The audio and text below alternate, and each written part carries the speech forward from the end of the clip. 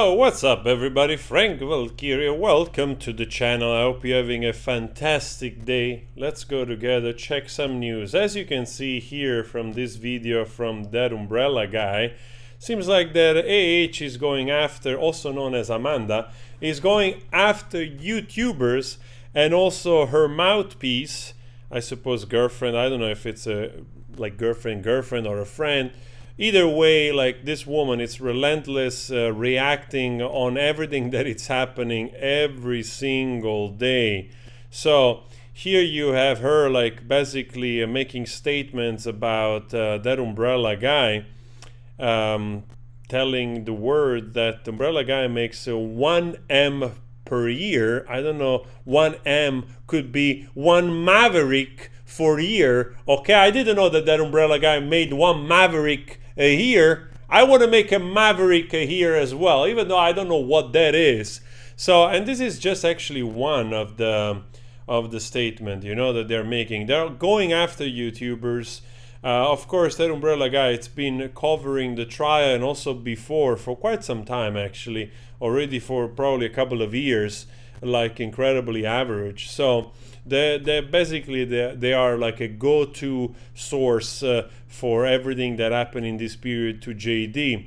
But honestly, I watched the video as well, and I think that their motives is the truth, nothing more. But of course, these people are trying so desperately to change the truth. Like here you have like the same person with some other mouthpiece, which is actually also defaming ThatUmbrellaGuy, and they're retweeting this stuff as if they're surprised of why that it's happening, you know?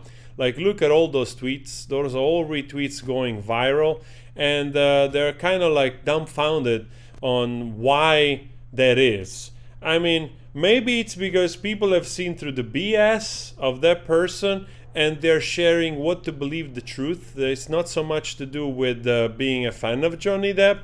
I'm just putting it out there, right? I'm just assuming.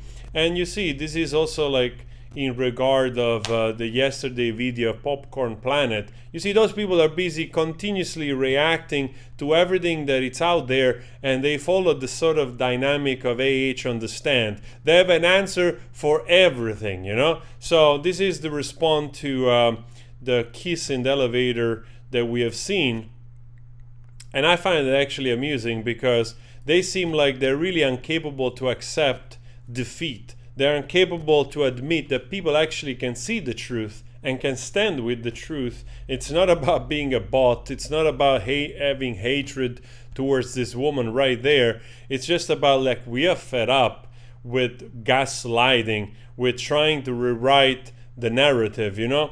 The jury give the verdict to Johnny Depp, and you know, that's what it is at the end of the day. There is no more to talk about this.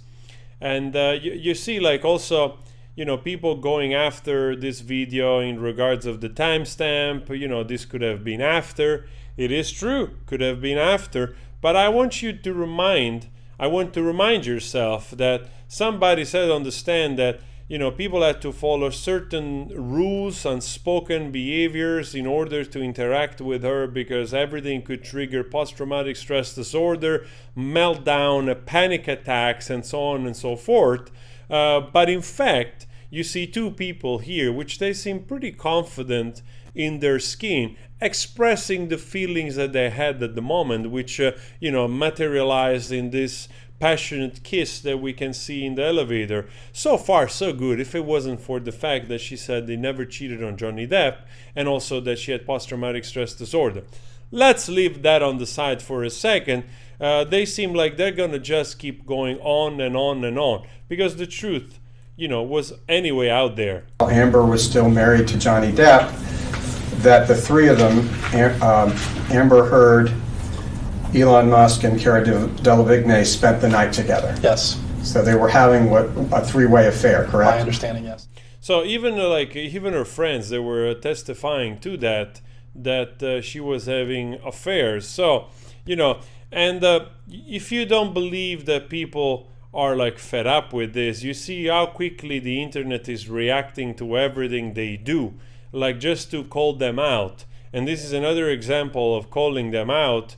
Not only, I think I have also another page here, but this is a video in response to a part of the interview of Dateline, where she speaks about freedom of speech, and somebody very quickly pointed out to the similarity to a speech that actually part of the speech that Musk gave a few months earlier. Limitations on free speech in the U.S. and of course Twitter would have to abide by those rules. So you can't incite people to violence, like a direct incitement to violence. You know, you can't do the equivalent of crying fire in a movie theater, for example. No, that would be a crime.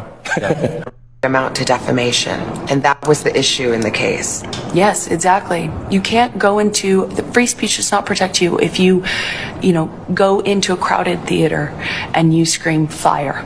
We get the concept of free speech from Greeks. My understanding of what it means is not just the freedom to speak. It's the freedom to speak truth to power. So, I mean, of course, if you're speaking the truth, like I was saying, the internet is very quick in calling them out on their lies. So for any reactions that they have claiming otherwise, there's going to be more people searching the internet and releasing what is already known, or actually information that people are forgetting. For instance, we can close this video on this statement right here, which is from an ex-boyfriend of her sister W, which is testifying here that in one conversation in 2016, by the way, this guy I think was a producer, movie producer that also worked with James Franco, and he stated that basically in a conversation in 2016 he asked W why she had to move out of the penthouse and live with Jennifer Howell. You know that Jennifer Howell was boss of W, and she also came forward to testify. She released this letter right here.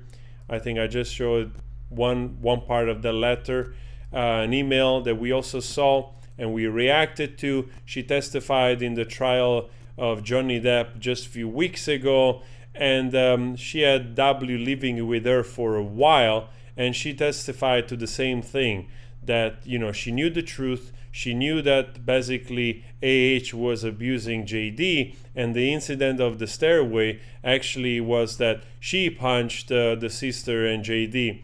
And you have here the same story told, at least part of the story told by Vince Jolivet, that he knew the same thing, basically, that she had to leave because she had to stop her sister from basically knocking her down a flight of stairs. So again, for every reaction, there is the internet coming to the rescue. And I found this little piece right here. I don't know if this was created for JD, probably not, but because it was released in 2020 December, but I just like this part. Leave her, Johnny, leave her. Leave her, Johnny, leave her. Listen again. Leave her, Johnny, leave her. Very good. Yes, somebody thought about that. And he did.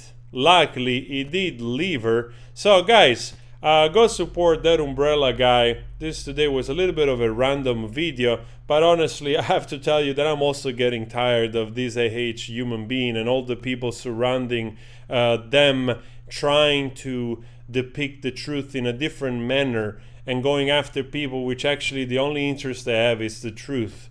Like my channel, I have absolutely no hatred, even though it's very difficult to find in yourself empathy for those people, because they're bully.